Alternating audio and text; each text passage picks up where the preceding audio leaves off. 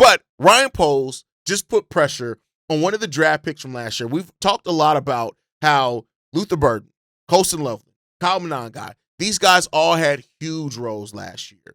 And there were some players in that rookie class that didn't make the impact. Ruben Hippolyte, Shamar Turner, Zay Frazier, right? For a variety of reasons between injuries and other things, those guys did not get an opportunity to make the same splash and impact that some of those other guys made. Well, Ryan Poles just put pressure on Shamar Turner. And this could be why, if you see the Bears not really address the interior of the defensive line early in the draft, this could be one of the reasons why. Ryan Poles said this: once he gets up and going, Shamar is a guy that I'm really excited to see have a breakout season.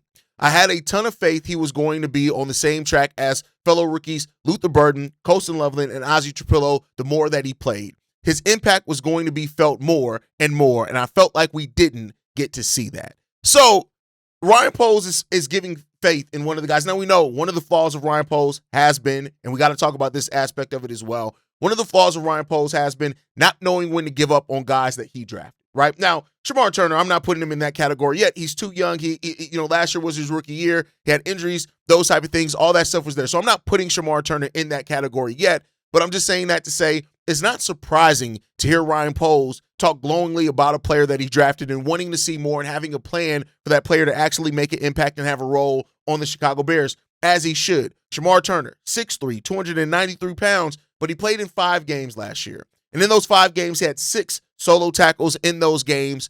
And, even in preseason, there was a little bit, I guess, more, if you want to look at it that way, to kind of look at it. But it's no doubt that Shamar Turner leaves a little bit to be desired, right? But when you go back and look at his production in Texas A&M, over the 4 years there, 10 sacks, 2 in his last season, 6 in the season before that, but 10 sacks over 4 years for a defensive tackle, really good. 115 tackles as well, 3 forced fumbles in that, and a pass deflected over his collegiate career. Shamar Turner was a dog in college. And so the question now becomes about, for a player that was drafted in the 2nd round at pick number 62 for the Chicago Bears, it's not wrong for Ryan Poles to have a lot of expectation for a player that was drafted that high, especially at a position of need. Now, to hear that Ryan Poles said that he had no doubt in his mind that Shamar Turner would be up there as far as production, like guys like Colston Loveland and Luther Burden, to me, that puts a huge sign on him of saying that you really feel like this dude is like that, right? Like, you really feel that he's like that, because